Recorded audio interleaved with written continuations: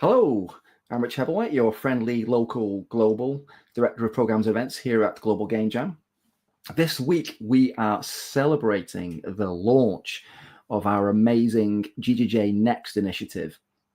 We have great partnerships with Game for Change, and we are really looking forward to supporting the young developer community between the ages of 10 to 18. So in the last few weeks, we've been talking a lot about Global Game Jam itself and our traditional jam that we always run in the sort of January and February time of the year. And this week, we wanted to celebrate the launch of our Global Game Jam Next initiative this year by telling you lots more about how we're going to be supporting young developers in this season of Game Jam, the length of time that the jam is running for, because there are plenty of opportunities for folks around the world who support maybe high schools, youth clubs, after school initiatives, and a whole manner of different organizations. We're very much looking forward to supporting you guys. So I have a very special guest joining us for this evening to help talk about Global Game Jam Next and all the wonderful things involved with that. Hello. And by the magic of the internet, we have Maria to join us.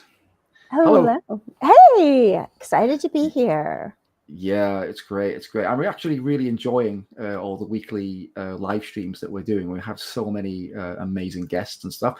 And this week being the start of GGJ Next, I thought it'd be awesome to have you with us and talk us through the amazing initiative, because it's something that I know you and I, well, and all of us at Global Game Jam are super passionate about, particularly supporting the younger generation of aspiring developers. So yeah, I think it's going to be great to take people through the application process, show them a little bit about how to get involved, and tell them everything they need to know. Yes, I'm super excited. I mean, I think I said this last year around GGJ Next, but this is near and dear to my heart. So before becoming executive director of Global Game Jam, I worked at a studio making educational and social impact games aimed at this kind of age range and working with kids from really 10 to 18, making games, doing game design.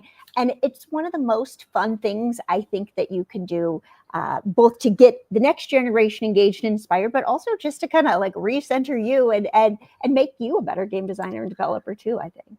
Oh, yeah, absolutely. And having come from an education background as well, as you know, I've done so many sessions in schools and colleges and working with younger kids over the years. And it's so rewarding to see the face and to see the effort and the enthusiasm and the passion. And by the way, I've always been shocked at the level of technical ability of the younger guys coming through as well. They know just as much, if not more, than me sometimes in terms of game design and the use of the current tools and techs, and they're always in the know with all the current trends and things. So it's amazing to see. Yeah, and there's not this limitations, right? Like sometimes as a developer, you're like, well, we can't do that, we can't do this, and kids are like, why not? We should do all of these things, and not in the scope creep sense, but in the creativity sense, which is really fun and exciting. And I think one of the great things that we will see in the next few months here, is we see GGJ Next come to life.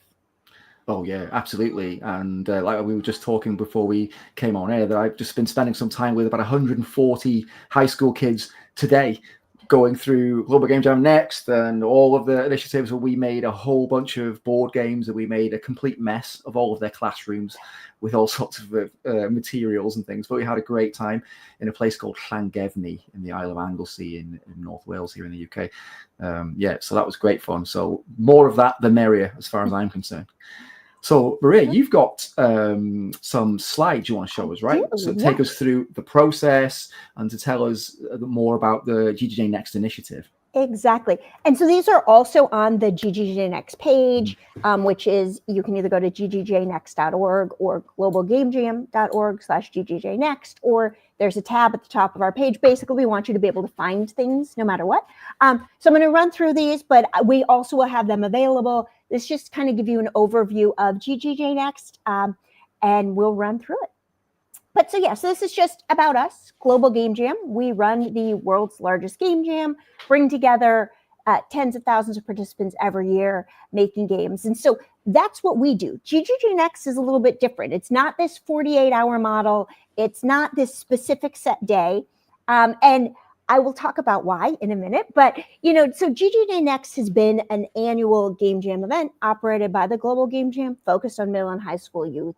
And it's kind of up until I think last year, it struggled to figure out exactly where it fits in, right? Anyone who's worked with youth or who works at schools or things knows you cannot set, first of all, 48 hours with a bunch of children.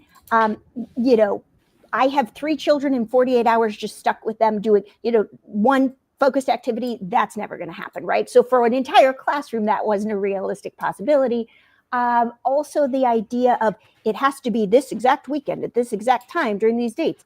Anyone who works in education is going to tell you that's not really possible, right? Schools have different calendars and curriculum and different things going on.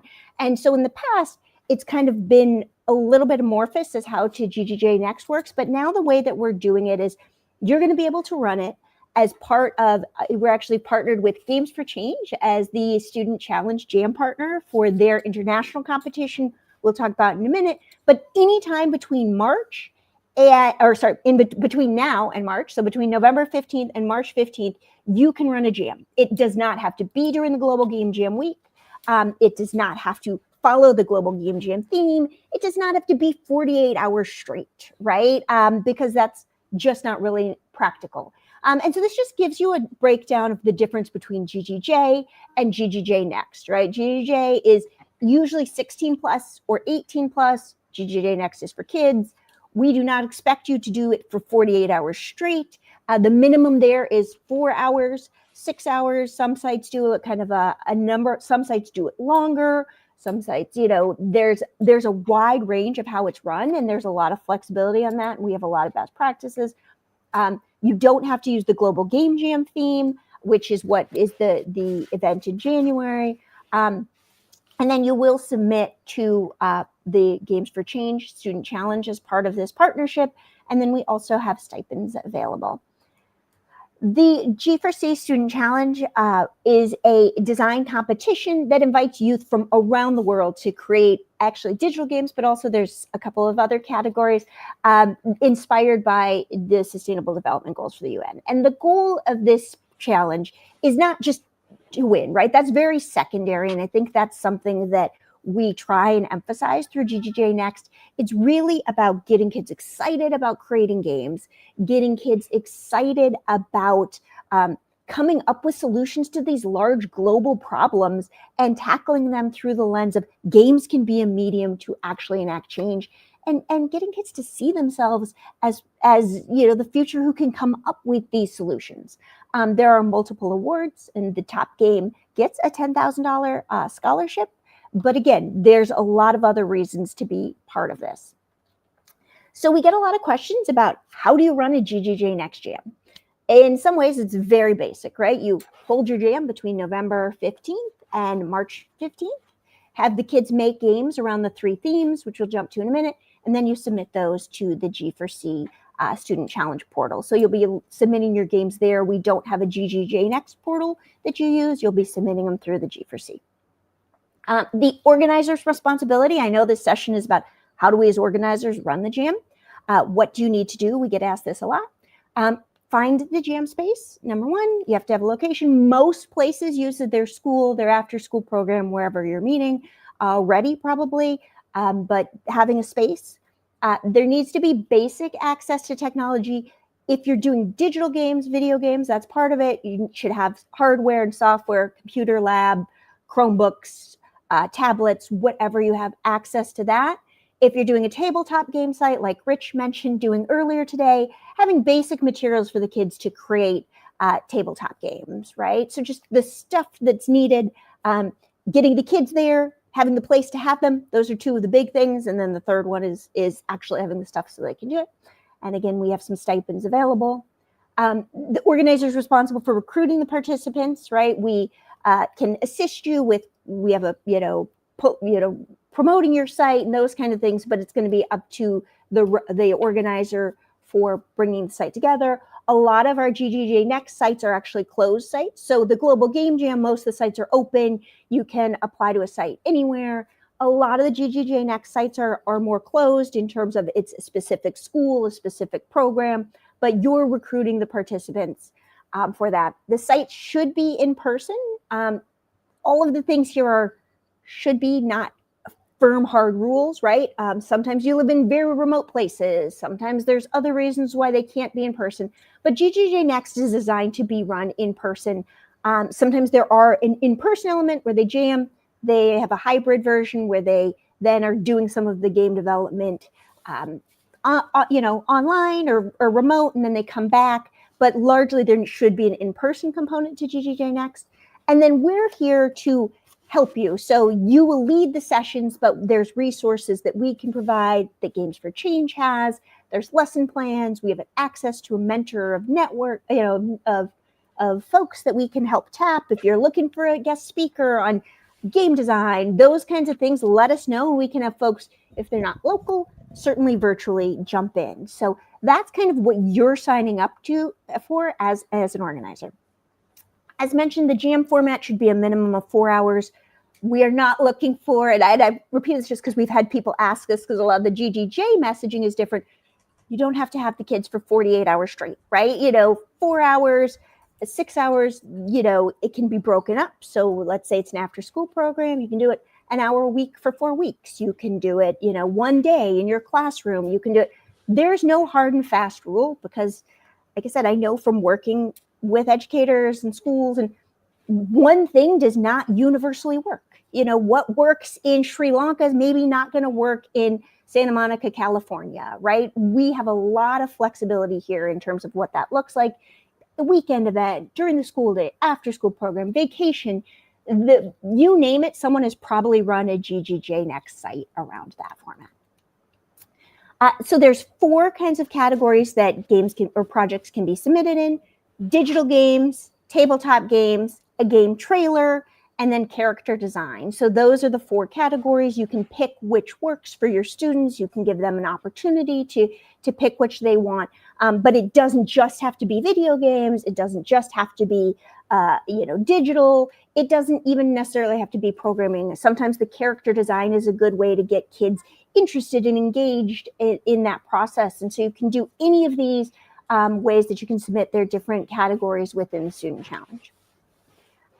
Again, I just really want to emphasize, and this is something, the Student Challenge is a competition, but our real goal, and Games for Change, I know in our conversations with them, it's not about winning the entire challenge. That's kind of a nice perk, a benefit, but it's really about getting kids excited and making games and looking at it through this social impact lens. One thing we will be doing this year, we partnered last year for GGJ Next with Games for Change. Kind of came on, I think we started that in January last year, so we have a little bit more time this year to build it out. But one of the things that we will be doing this year from Global Game Jam is we'll be recognizing the best GGJ Next game. There's 2 divisions in the competition, junior and senior, from each GGJ Next country. And this actually was direct feedback we got from site organizers last year, because I think, when you're talking about kids 10, 12, even if they're 18, right, submitting to this global challenge, it feels really overwhelming sometimes, especially if you're from places where there isn't strong game development ecosystems, or just if you don't have a lot of experience because you're 10, right? But kids feel almost overwhelmed by this. And so one of the things that we really were excited about doing this year is being able to recognize, and we'll highlight on social media and on our website and things like that, the best games from each GGJ Next country, because I think kids might find, it feels overwhelming to be the best in the world, but maybe I could be the best in my country, right, out of those. And so just giving that opportunity for that recognition is something we're excited about. And it'll just allow us to also highlight the diverse participants in games and youth creators that we have participating in GGJ Next. As I mentioned, there's 2 divisions, so it's ages 10 to 18, but we're not comparing 18-year-old games to 10-year-old games. So there's 2 separate divisions. You can choose to run just one division. You can choose to run both divisions. If you have kids that kind of straddle it, if you have kids that are 13 and 14, whichever you have the most age division in, you should submit it. So if you have 3 13-year-olds and a 14-year-old, submit in the senior division. But you can run both. You can run only one. It's up to you. Teams should be between 1 and 4 students, and there's a guide we'll have linked in here too that will have all of this information, but these are just some of the questions that I know we tackle a lot. How big should the teams be? Between 1 and 4. The only exception there is the character submission is just an individual one, but the rest they can work in teams. And I know some sites, even if they've tackled character design, had the kids work in teams to come up with them and develop their own characters and share about them, and then each submitted their character separately. How do we, okay, sounds great. You're in, perfect. How do you do this? Rich will show you in a minute, but there's kind of 2 steps. Step 1 is you're gonna click to go to our website. There's a little box at the top that says host a jam site. You will go through that application. And like I said, Rich will walk you through that in a couple minutes here. And then step 2, there's another box there that is where you will complete a Google form for us. And that'll give us your information. We'll be able to reach out to you. If you do one of the 2 and forget to do the other one, we will have your info and we will follow up with you. But these are the 2 steps to really get started.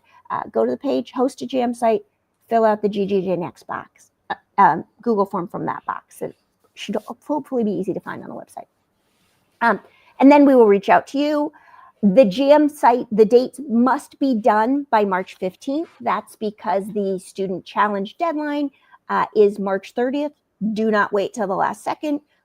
Anyone who's a teacher, I'm sure you're already used to telling your students, do not wait till the last second. But the idea is those jams have to be completed by March 15th. And then just some other questions, you know, there's not a hard and fast number. 10 plus is kind of a good number that we're looking for, especially if you're a stipend. We have sites that have had 7 kids. We've had sites that have had 200 kids. All of them are phenomenal. They're all different. They're all different, things. But the idea is we're bringing these 2 kids to make this happen. And that's the really exciting part. And sometimes this happens with the main GGJ Jam too. People are like, oh, we don't have that many. We only have 8 of us or what have you. That's fine. Start somewhere. Get the kids excited. Be part of this. Create these games and then go from there. Everybody has to start somewhere. And even the sites that have, 100 plus participants did not usually start with 100 plus participants. It's been a few years of building that up and growing. And we're here to kind of help you guys in whatever you might need. The G4C Student Challenge has to center around one of 3 themes that I will go over here in a second. It does not need to incorporate the Global Game Jam theme. So the jam in January has its own theme. GGJ Next is using the social impact themes for the G4C Student Challenge. And those are Outgrow Hunger. So in Outgrowing Hunger, this is actually from the World Food Program. Last year, if you did it, it was Outplay Hunger. But the idea is connecting food and nature. And then how can you use nature to build a more resilient and equitable, hopeful world, right? So looking at outgrowing hunger through that lens, theme 1. Theme 2, and again, you're just using one of these themes. You're not trying to incorporate all of them, which is Own the Road, which is about road safety. It's supported by GM, coming up with games that can help you increase safe practices in and around the road. Vehicles, this one seems really fun as well. I'm sure we'll see a lot of really cool games around that. And then theme 3 is All In for Nature, Reefs and Rainforests with Playing for the Planet, which is about ecosystem protection, coming up with games that we are tackling climate change through that lens. And again, just really fun. We're really excited about all of these challenges, all of these themes with the World Food Program, GM, and then Playing for the Planet. So using these, creating games around any of these.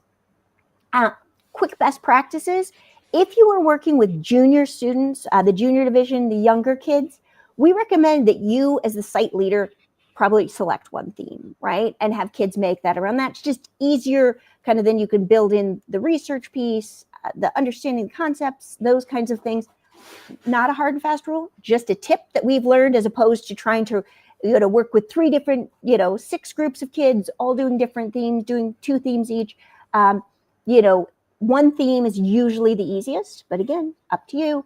And then if you're working with older youth, we really, again, you can decide if you want to focus it just on one theme as the facilitator, as the organizer, or if you want them to select with the 3 themes. This is just what we, and then the folks at Games for Change have tended to find works best. There are multiple awards, so each division has awards from the best theme games, best game made with Unity, best international game, best trailer, best tabletop game, lots of opportunities, and then again, game of the year. And I just have learned, again, having taught, also reiterate the deadlines and the timelines, and then you will probably still have students that say, no one told me. But anyways, the deadline for it, the March 30th is the Games for Change Student Challenge deadline. The unofficial jam deadline for you as organizers, end of your GGJ Next jam. Just, the last step, have the kids upload the games to the portal, and there you are. And then once you've been registered, we're here to help you submit and get through that process. We've got instructions for those of you who are outside the US or who are working with youth in second languages. English is not their first language or your first language. We have a submission portal instructions that we are actually translating. Everything you need is in the Student Challenge Handbook. And then that's the requirements for the games and all this. And again, these will be on the website. Everything you'll need for any of those. How do you submit? Again, go back to that challenge handbook. One thing I did want to hit on really quick is language requirements. So because of judging, it does need to be in English, but we have and our translation team is working right now translating the full text of the submission in advance. So you can have that, give that to your students. They can work on that, put the answers in there, and then translate them using Google Translate and those kind of things. What I've said to folks too is it's not a language competition, right? They just need to be able, judges just need to be able to understand what the games are about to be able to play the games. And as someone who judged some of them last year, had a chance to review a lot of them, I didn't, there were very few games where language barriers were the issue. Just providing those resources. You can create it even in your own language and just kind of give some kind of translated instruction sheet. And I emphasize this, and I say this as someone who, sometimes has to work in a second language, and it can be hard and it can be scary. And if you're a kid, especially, it can be scary. But do not let that be a barrier. We emphasize games aren't going to be judged or the projects on your spelling or grammar. It's not a competition about that. It's about participating in this game challenge.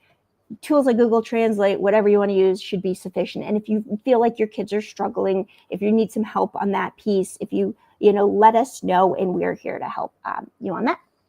The key deadlines are here. And then again, everything should be on our site. We will have this, available to you all. And I will stop there and let Rich kind of run you through the process there, and we should be good to go. Yeah, absolutely. I think that was really in depth. It is important to know that there are some differences, particularly in terms of the overall procedure and process with respect to how we deal with our GGJ Next site applicants. But the actual process of completing the initial form on the site is pretty similar. So for those of you who have been exploring the site a little bit, some of it might be familiar. If you're somebody who has been a site organizer at the traditional site, of a traditional jam site, I should say, you will recognize the form because it is largely very, very similar. But there are some important differences, particularly once you progress past the initial application phase and we start going through the organizer interview process and things like that. And that's largely because we have to be careful and wary of regional, local data privacy laws, but also safeguarding laws and restrictions, because obviously we're working with minors, then we take those things and treat them very carefully. So there's a slightly elongated process to make sure that we all know where we're at and we're all organized for everybody involved. So Let me just jump back to my page. So yeah, as Maria said, one of the things you'll want to do initially is you'll see our site and you'll be presented with this screen. Now, one of the things you'll need to do first is you'll need to make sure that you have created a user account on our site. So that's the first thing you'll need to do, because you won't have the option to host a site or anything else until you've created an initial Global Game Jam site account, user account, okay? And once you're in, you want to host a site, and the first thing the site will do is it will ask you to verify your personal details. And once you've gone past that, it will present you with the initial site registration and application form, which looks a little bit like this.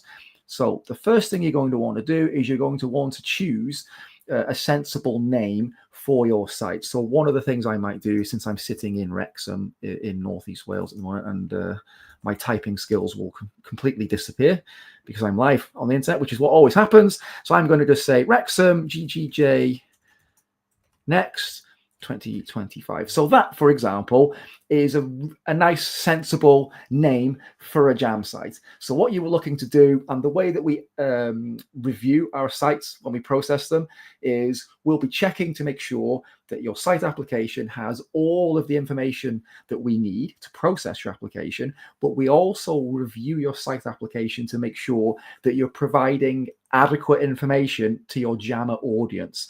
And that is for two reasons. First and foremost, it's to help us figure out where you guys are at in terms of what you have, what you don't have, where you're really strong and you have a lot of resource, perhaps where you may be a little bit light and we feel like we might be able to help you and support you and make some suggestions. And the second reason is to help you guys with your process further down the line when you start to recruit and work with your jam audience. Because if you don't have adequate information on your site page, what happens is you'll eventually start to receive lots and lots of frequently asked questions. So if you take the extra step and extra effort of making sure that your site has the right kind of information earlier on, you will save yourself a lot of hassle and a lot of work further down the line. So it is worth spending that time. It's also worth noting that when your application is initially processed, our regional organizing team, which will also be your first port of call and your first contact post application submission, they will be reviewing your initial site application form that we're looking at right now, and they'll be checking for some of these things, and their purpose is to help you to have the best possible site presence. That's really what it's about, and it's also to make sure that we have the right kind of information that we need. So just to circle back, what we'll do is we'll just make sure we've got a nice, sensible site name. We'll also want to make sure that we're agreeing that we've read and understand all of the rules, site rules and regulations. And I won't click that now and go through them all, but the expectation is that we expect you as a site organizer to understand that by agreeing to host the site, you are agreeing to abide by the plethora of rules regulations that we hold dear. And those things are, of course, there to make sure that we have an awesome jam, everyone has fun, and it is safe and, you know, a great environment for everyone, for all of us to be in. And that's really the key thing. So the next thing we're going to want to do is we're going to want to make sure that you have the correct address. Now, this is actually really important because you're going to want to make sure that you basically, that the address you put in here matches with the country of origin and any other details that you give us. And so sometimes there may be a slight mistake, like a typo, or maybe the address doesn't quite show correctly, or maybe the venue that you're based in was only built in the last year or so and it was newly opened, and so sometimes it just doesn't show up on the maps correctly and it looks like it's in the middle of a field when it really is a whole new place that didn't exist before. So part of that process is to just make sure that things marry up correctly. And it's also really important for us to know where you are, because that is one of the ways that we figure out which region that you're in and how that will then impact on your stipend, for example. And it'll also allow us to make sure that the person with an appropriate language background is responsible for looking after your application, if that is a requirement that we need to go for. So we'll put in the application, and it's also important because the country that you select and the address that you give will actually dictate which part of our global regional organizing team will become responsible for reviewing your application. And it's an automated process up to that point. And then the appropriate person will be flagged and they will know that you've applied, and then they'll reach out to you within an allotted time period, which is usually 7 days. We aim to make sure that all site applicants post submission of their application receives a response from us within 7 days. That is our goal and always is our goal. So we'll put our application in, we'll give a name to our site, make sure we've got an address, and the next thing you'll want to do is move to the basic information tab. And here we'll be selecting a few things. Now, this is the crucial one, the most important part of the entire puzzle. When you're submitting your application, you'll need to select this drop-down box for your Jam site audience, and you'll need to make sure that you select GGJ Next. Now, if for some reason you select the wrong one, and like for example, we choose GGJ instead of GGJ Next, it's not the end of the world. Don't panic. What will happen is that you'll be reached out to by one of our regional organizing team. And what we would do is very quickly, because as Maria said, there's a second Google form that we ask you to complete as well. And if there are any discrepancies, it's very likely that we'll just reach out to you and say, hey, we noticed that you've selected one thing here and a different thing there. And we'll just verify with you to make sure that we all understand which application that you're going for. So in our case, we are interested in Global Game Jam Next. So that is your first port of call to make sure that you select that option. The next one down here is the Jam site type. This is also very important because it dictates the type of site that you intend to run. So clearly, we're starting off with hybrid, which effectively means that you will have a physical base at a physical location with real world people, real world jammers, but you'll also have an online presence in an online community platform such as Discord or other different types of comparable systems, and you're operating and managing both at the same time. Now, as Maria suggested, and it is true that I would say the vast majority of Global Game Jam Next, GGJ Next sites are usually face-to-face. And I think for the GGJ Next experience, it is by far and away the best way to host the GGJ Next site, to have that face-to-face experience, especially with the younger developers. And the vast majority of our GGJ Next site communities are face-to-face and face-to-face only for the most part. But there are examples of sites that run remotely and hybrid as well. And it is perfectly acceptable to choose any of these three. So just make sure that you do. It's also worth noting that if you do choose something that is either hybrid or online only, you will be obligated in the next section here to tell us what the online platform is that you intend to use to support your site. And this is really important to know because we cannot approve your site if you've selected hybrid or you've selected online only without having that information. If you don't have that information at the time that you're submitting your site, don't panic. What will happen is that your global regional coordinator, who will reach out to you after you've applied, they will work with you to establish that information a little bit further down the line. So we will work with you on that. So don't worry. There are only certain things that we really need to know up front, and everything else we can work with you as we go through. But it is important to know that we can't complete the approval process and flag you as an approved site and ready to go and start recruiting until we've had all of the information that we need. So it is possible that there may be some delays in your application if you're not able to give us all of those bits of information that we need at some point within a reasonable time frame, right? So the onus will be on you guys to try to give us that information as quickly as you can. But of course, we will work with you as best we can always to support you. And if you have questions or something pops up that you're not sure of, then our global regional organizer team and myself and Maria and all the gang will be more than happy to support you with any questions that you have. So let's just jump back to this one for a second, and we'll keep this one in the bank for a minute or two. I'm going to select in-person only for the time being, and we'll just carry on with that. The next section is the part where we're asking you to submit to us photos of your site. So if you do have external shots of your building, things like that, it is worth doing. Not all sites do. If you're running at a physical location, I would always recommend that you do try to upload photos of your building. This is super important because if somebody is traveling to your town and they've never been there before and they're coming just for your jam, it's actually a really good idea to have that there. And I know we're in the information age and we have sat nav and maps on our phones and stuff like that. But sometimes seeing what the building looks like is super useful to people, so they know, oh, okay, yeah, that's the place I know I need to be. Especially if you're in a busy city or it's tucked away in a part of the town that's maybe not so easy to find. Having all the relevant photos there is very useful for folks, okay? And if you choose to have a custom poster to advertise your site, you're welcome to add it here. And this is the section where you would do so. It is not obligatory, but again, the more you add to your site page, the easier it is for folks that are interested in attending your site. The easier it is for them to find out information about what you're doing, when you're doing it, and the kind of resources that you'll have available at your site. Okay. So next one down again is where we focus on languages. So clearly here, what you would do is choose your languages of choice. Now, by the way, this is not in any kind of order of preference. Some folks tend to start at the top with the first one and go with the language of choice. And then other languages that follow are languages that are supported, but it's not necessarily the common tongue that is spoken at that site. I'm not suggesting to you that it is in any kind of order of preference. That's not the case. But please, if you can and you're able to support multiple languages at your site, do list them, because some folks will search by language for sites when they're looking. If they're interested in joining a jam site in a certain region, they might look for language support, because that is something that may be important to them.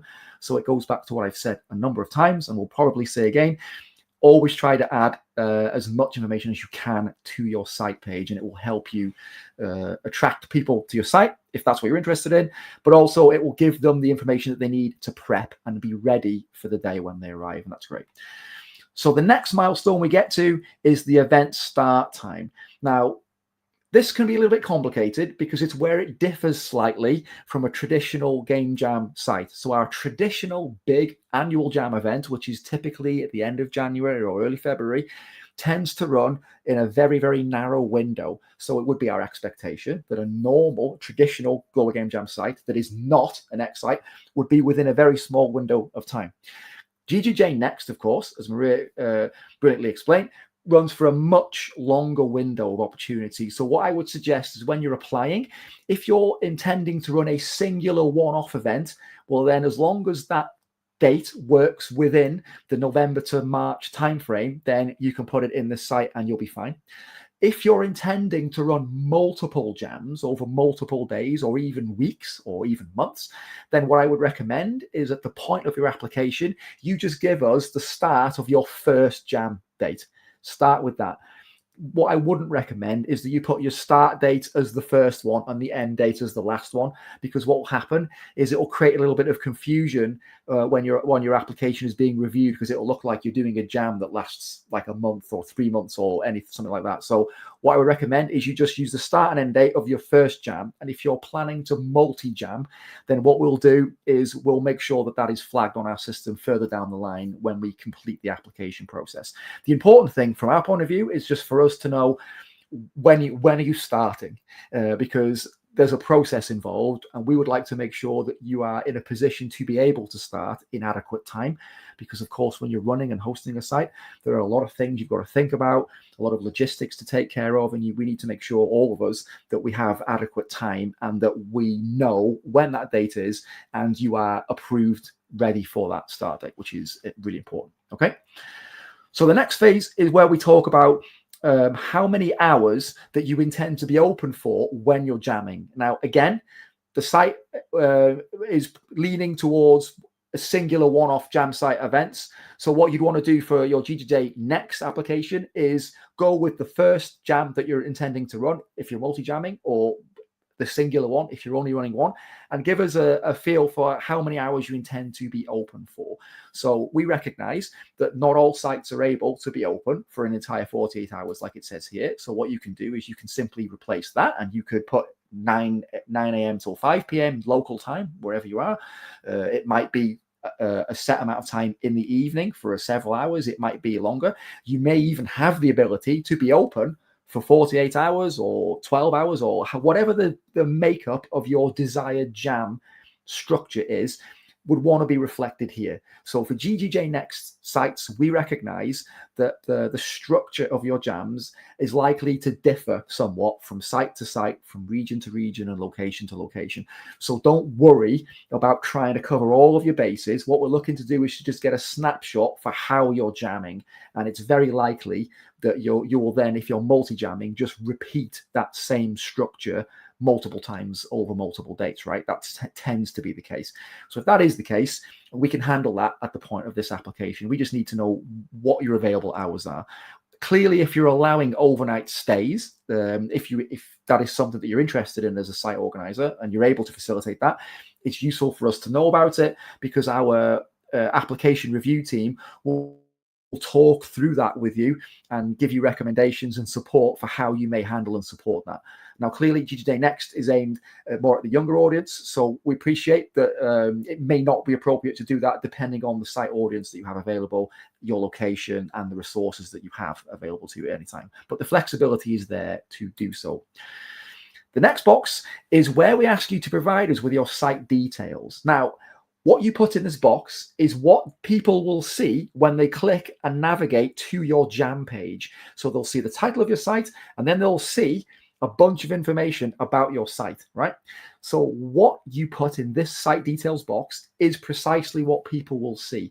So like any good salesperson, if you want people to be attracted to your jam site, what you want to do is to give plenty of information about who you are, where you are, and the structure of your event and all the plans you have for your jam.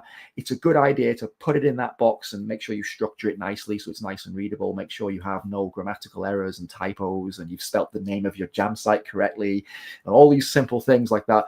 Put all those things in the box and make sure that you have it there. And as I referred to earlier, the more you put here, the less likely you are further down the line to be bombarded with lots of questions asking you, well, do you have tables? Do you have power? Do you have internet? Can I bring my own PC?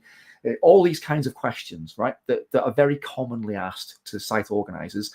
And much of the time they're asked because the site organizer hasn't really stated it anywhere on their site application.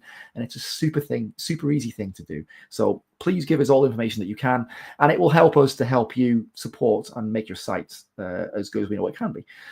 So here again, we have age restrictions. So clearly the default is 18 plus only, which is not what we'd be looking for our site. So for example, we would put 10 to 18. It may be, in fact, that you are catering to a particular age group. So it may not be 10 to 18. You might say, well, I'm working with a group of kids that are aged 12 to 14, and that's perfectly acceptable. We just need to know what the age restrictions are, or what the age ranges are that you're working with. And if, in fact, you're multi-jamming, and those jams will deal with a whole host of ranges, what you might do is at this, just give us the bottom range and the top end of the range, so we've got a snapshot. Or if you prefer, give us the range of your starting jam date, and we'll work with you beyond that then to get more of a snapshot for what your jams may look like further down the line. Okay, so here we're asking to tell us if there's any entrance fee or not, and who can participate. So if you default it as anyone, that effectively means that anyone, anywhere, members of the public and their children, for example, are able to attend and apply to your site. It's basically what you're saying. If your site is limited specifically to, let's say, students at a particular high school that you work at, then that is perfectly fine. And we would then ask you to just state that in this box. That is your opportunity to tell us if there are some limitations in terms of who you would like to be able to join your jam site. And there is no right or wrong element, but one thing I would say is that where we have groupings of sites that are very close together geographically, we do try to ensure that there is some balance between how many of those are closed sites and how many of those are publicly available sites, so that there is some diversity of offering with respect to the population in that area. And again, we would work with you closer to the time. If you have an educational partner and you work at a high school, or you have an additional partner that is supporting you at your jam, this is a chance for you to state that in this box here. And that is what this basic information section is about. Now, we looked at this section slightly earlier. This is a chance for you to give us your website details, a live stream link. If you are doing any live stream work, it is not obligatory to do that. So again, it is optional. This field where we have the online platform is important, especially, like I said earlier, if you are choosing to be a hybrid or an online site. We will need this information before we can approve your site. So if you don't have it to hand when you first submit the form will allow you to submit, but it will be picked up as a point to come back to by the regional organizer that processes your application. So if you don't have it immediately, be prepared to be able to get that information to hand further down the line. And again, there's a chance to tell us a little bit about any social media tags that you have, and we can go from there. The next section asks you to specify the kinds of resources that you have at your facility. So, for example, if you're an online site, clearly many of these things are not going to apply to you because you don't have a physical presence anywhere. But if you will be like the majority of our GGJ Next sites and you do have a physical space, then it's prudent to go through the list and to tell us as many items as you can about what the facilities are that we have, and it will help us process your site and give us a feel for the kind of facilities that you have. And if we go down the list, you can see there's lots of different things. There's even an option for pizza if you're providing it. There's an option for things like saunas, and you get extra bonus points. You get personal Hebblewhite bonus points if you have a sauna or a hot tub at your site, because I think that is awesome if you can manage that. I have never been to a high school that has a sauna as yet, so I'm waiting to find out with one.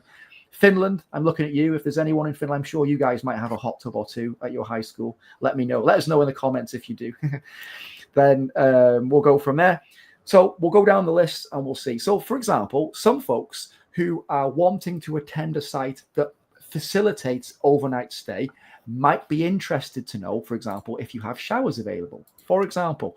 So all of these things are worth checking and reviewing, and try to make sure that you're ticking the boxes that facilitate the kind of jam that you're wanting to run. And if you can help it, try to avoid providing either too much information that maybe isn't relevant or ticking boxes for things that you don't actually have there, because that can lead to issues further down the line.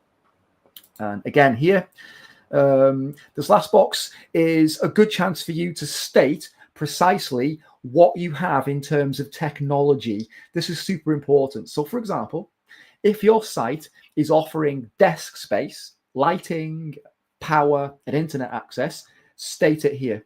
And if you're expecting jammers to bring their own equipment, like they can come, but they've got to bring their own laptop if they want to use a laptop, then that is fine, but you need to state it and make it really clear here. And I really recommend that you do that, because it will help you let jammers know what's going on. So when people arrive, they don't have this idea that you guys have got all the latest tech there. And then when they turn up, they're shocked or disappointed because they were expecting something that isn't there, right?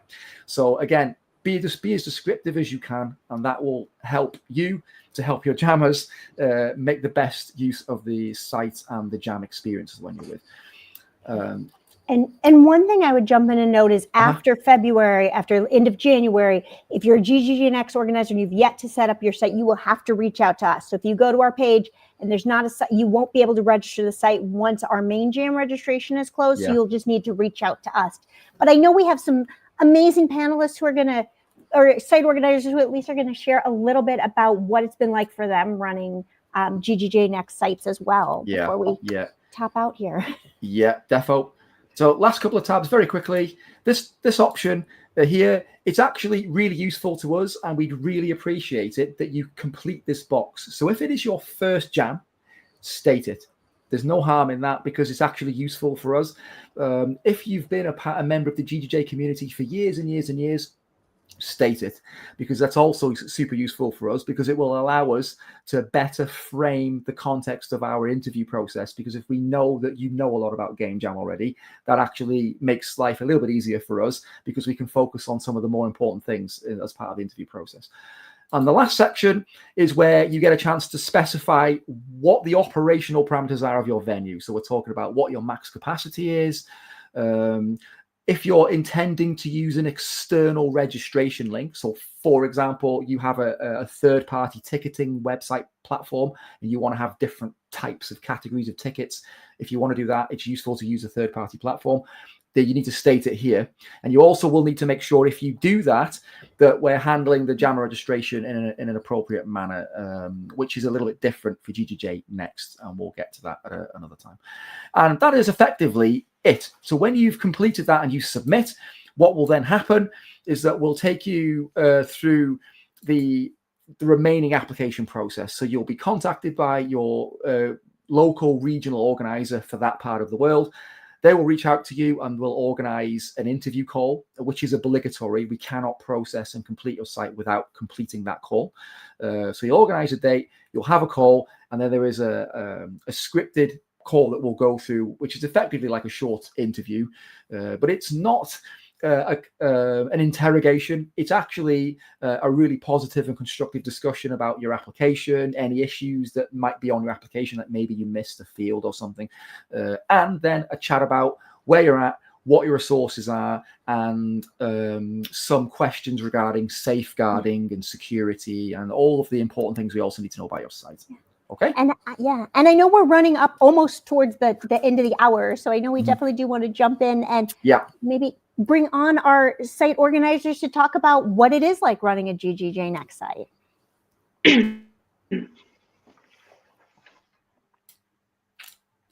Hey, Emily. Hey, folks. I'm Pat. Hey, guys. You okay? Hi. You've All been good here. waiting super patiently while Maria and I have just been yapping away this whole session. No problem. It's good to get a refresher.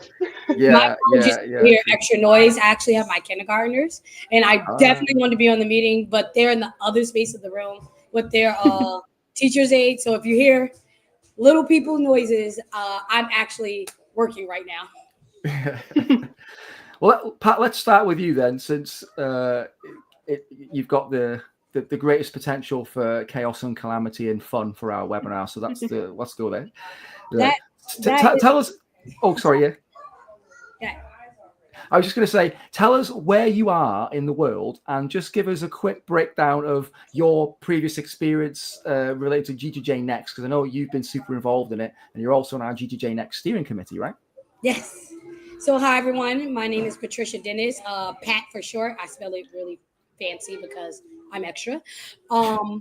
I am located in the United States, specifically New Jersey, and those are my acronyms down there, SLMS. I'm a school library media specialist, where I provide various different medias and literacies to students from kindergarten to 7th. As you can clearly hear, my kindergartners are in the back. We're actually making things for a parade. But my experience, so originally I started with Games for Change in their in the student competition, where I kind of learned what was game development and how you can do it, how you can teach it with impactful topics. Because I am not a coder, I am not a game developer, I am just an educator who loves video games herself, and I am interested in how can game development be a part of literacy conversations and impactful topics, and G4C does that. And then through my work with G4C, I learned about GGJ and was able to actually host my game site as classes. So because I have the luxury of seeing every grade, I was able to pick particular grades that I think would really flourish from this. And I ran my game site like classes. So my classes are usually 40 minutes. I have really good rapport with everyone in my building. So if I need to keep students longer, and I do them as lesson plans. So if you're an educator and you're like, I can't do after school, but you have somewhere in your curriculum where you can nudge it in, the Games for Change lesson plans between the game development and the topics, you can embed into your own standards and curriculum. Again, I'm lucky enough as a school librarian, my standards aren't too structured, and I can go by many standards at once. And I teach game development as a literacy along with impactful topics, like we're learning about agriculture right now with my 5th grade and under, and we are going to do the outgrow hunger topic. So we turned the games GGJ Next site hosting into actual just class lessons that kind of show equity, that students who aren't able to be after school, I have them during the day, and it's also a win-win because it's a part of their grade as well. That's awesome. I have to commend the Games for Change guys because their themes are really on point. They're super relevant. They're every year, and they are very impactful. And yeah, I've seen kids just be really engaged and switch on, and it's so easy to kind of hook it into what you're delivering on your curriculum level. What is the most challenging thing, Pat, would you say, about hosting a site, if anything? What would you say? Technology. My my district, well, the population of students I work with is an urban district, Title One. If you don't know exactly what Title One or urban means, a low income area, heavy population, and with that, I don't have access to all computers, even though students do have one-to-one devices in our technology plan. We know kids, they break devices. So it's either they have not really good computers. We use Chromebooks and Dells, or they have no devices at all. So it gets a bit complicated, which with the grant money, I was able to actually get controllers that were compatible with the game development. I had my students do Minecraft last year. So definitely the biggest challenge is technology for us. But again, a lot of other partner organizations were kind enough to donate some devices to us. But yeah, definitely technology. No, that's super interesting to hear, and actually, it's really great to know that the stipend that you can get as part of GGJ Next is actually making a real impact and a difference to your site on the ground, and that's like music to our ears.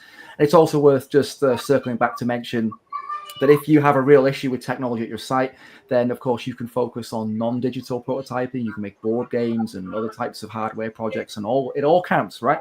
So I had a student as a semi-finalist with the character design.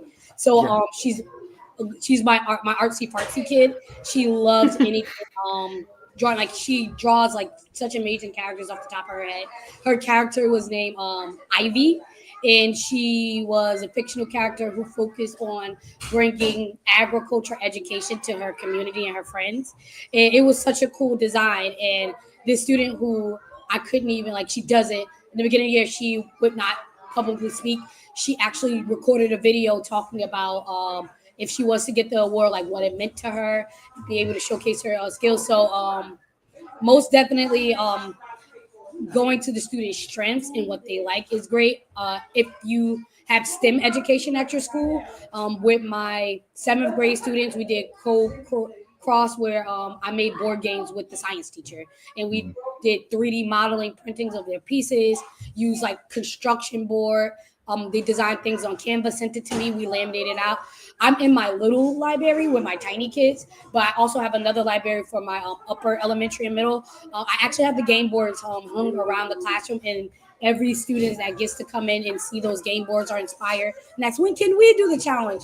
Like, when you get to middle school, I'll start that with you. So hopefully I'll have this year my 5th, 6th, and about a couple of 7th graders enter the challenge. That's awesome. Yeah. Pat is superhuman. All the things that you do, and you managed to find time to help us with our GGJ Next steering committee as well. It is awesome. Emily. So I'm sorry, guys. Unfortunately, I'm going to go because. Yeah, sure. Don't worry. It's great to have you. Thank you Do your for thing. jumping in. Yeah. Hey, everyone. My name's Emily. I'm based here in Halifax, Nova Scotia in Canada. This year will be my 4th year running a Global Game Jam Next, and I think we're one of the few sites that does both the Global Game Jam and Next at the same time. So I think maybe this year we will take the opportunity to split them up a little bit. But it's such a fun event. It's so engaging seeing young students and kids engage on a deeper level with game design, and it's for many people sort of their first interaction with the behind the scenes of tech that they use all the time. It's so rewarding. I always make a joke, it's the only event that I do. I mostly work with university and college students. It's the only event that I run where I can get people screaming in seconds because I say, who here likes video games? And everyone's it's so easy to get everyone all riled up. It's amazing. Yeah. How do you find the difference? Do you see a huge difference between university level and the younger age? What would you say is the biggest difference, apart from the screaming? What would you say is the biggest difference between the different groups? I think one of them is like the logistics around hosting for like minors as opposed to adults. Like there's a more sort of there's a bit more, you have more responsibility, more liability considerations. You need to make sure people have background checks and things like that. So I think there's some of the like logistics that makes it quite different. I also think, you know, for the Global Game Jam, the usual one, the big one, it doesn't really matter whether someone's 18 or 50 or 100. They all kind of do their thing and kind of run their own game however they want. For the Game Jam Next, you do have to be like quite careful about your age range, because what a 10-year-old needs is very different from what a 17-year-old needs. And so we have always kept it pretty open, sort of 10 to 17. And I have seen, you know, one year we had mostly sort of like 10, 12-year-olds, and that had a very different vibe than last year when we had almost exclusively like 16, 17-year-olds who weren't screaming. They were, you know, shuffling their feet and looking at their shoes. But so I think that is a huge difference for me. And that's one of the sorry, Maria. Maria, Oh no, and Emily, I think you hit on one of the things, and I think I'd saw a question earlier about that, is just the need for, you know, there are a little bit more vetting that's done and making sure that there's more safety protocols in place and all of that for GGJ Next. And that's one of the things that's asked, just sometimes folks are surprised that it's asked in the application process, but just making sure that that's all done and taken care of. Yeah, and so one of the strategies that I have for that is that we always partner with a local science camp. Part of the reason we do that is because all of their camp instructors and everyone who works there, they have background checks, and they're just, you know, they're accustomed to working with kids all the time. So I think that's really important. Although my team is also heavily involved, I think their support with that sort of like more youth-oriented lens is really valuable. And they can also advise me. So I think if you do in your region have people around you who work with kids all the time, and like Pat said as well, make sure that you're using those resources, because they are super, super valuable. And a lot of folks, if you're already working at a school or an after-school program, that counts. You know, if you're a teacher, you've already been background checked and all those things. So you don't need to go and get another one. It's just making sure that we, you know, have that, so the kids, you know, they're kids. We want to make sure that they're safe. But yeah, so sometimes people worry, do I have to go get another? No, if you already have some kind of certification, if you're already working at a school, all those things, you probably have that already. Yeah. And you can check your local guidelines as well. You know, it was very easy for me to look up the sort of guidelines in Nova Scotia where I live, to figure out sort of like the ratio of like how many, you know, chaperones to kids do you need to have and stuff like that. I assume that varies per location, but it was easy information to find. Yeah, it's really useful. And I think one of the important things that, you know, I'd really like people to take from this webinar this week is that if you're wanting to get involved, and this sounds like something, you know, I work at a high school, or I work with kids in an after school group, and this sounds awesome, and I'd really like to host a site, or I'd really like to have a go and get involved, then, you know, reach out, fill in the Google form, and we'll reach out, we'll get back to you, and we can talk you through the process. We can help you get started. The thing to remember about the GGJ Next structure is that we're as flexible as we can possibly get with respect to helping you to fit it into your busy schedule. And we know that particularly guys are involved in child education, you already have extremely busy lives and busy schedules. And fitting things like this in, you know, is not always easy. So we're trying, we will try our level best to help you to fit it in. So as Pat said, and as Emily just been saying, you know, you can squeeze something in. It doesn't have to be a whole day or a whole week. It can actually be short, sweet sessions that you can build into your curriculum. And we're more than happy to chat with you guys about that. So if you want help, you want advice or support, you know, we're here. One of the you know, the outcomes for today really is to let you know that, you know what, GGJ Next, it's super accessible. And if you haven't done it, you should. And here's the place to start. Amazing. Yeah. Do we have time for me to share one quick anecdote? I know we're a little bit over time. But I just wanted to share, and just echoing what Rich just said, and reminding people not to underestimate the impact that this can have on students. And I'll just share a quick anecdote. 4 years ago, in my first Game Jam Next experience. We were running a site in sort of rural Nova Scotia in a really small town. I think there were only 8 or 10 people in the room for the day. And a year later, I met this, student. So I work in a university, and I met this first-year student, and she told me that she had never considered a career in computer science until that Game Jam Next event. So that Game Jam Next event, it changed her mind about where she wanted to go to university. It changed her mind about what program she wanted to study. She signed up, enrolled for computer science. She now actually works for me as one of our student ambassadors. So she helps us run more Game Jam events, but she's, on her way to an amazing career in tech. And for a field that has, remarkably few women, having impact like that at a young age, it makes such a difference. Yeah, that's just awesome, and I think it shows the power of jams in general, the community spirit, and that idea that you meet new people, try new things, work on stuff that you may never have done before. It might feel a little bit outside your comfort zone. The Global Game Jam, it's the best place to get started with those kind of things. And I would say we have the best games community in the world, bar none. They're the most welcoming, the most inclusive, the most passionate, most enthusiastic, and you, Emily, Pat, are perfect examples of members of that amazing community and the kind of spirit that we have. And yeah, it's great to hear stories where people are just being inspired to kind of forge a new career as a result of attending. It's just, you can't get any better than that, in my opinion. I think we're a little bit over on time now. So yeah, thank you, Maria and Emily and Pat. I know she's had to disappear off for coming and join us today. I hope that you guys watching have found this super informative, and don't forget to like, share, subscribe if you want to make sure you circle back so you don't miss out on future episodes where we're going to be covering all sorts of things Global Game Jam related. So that's enough for this week's episode, and we'll see you in the next one. Thanks so much. Bye.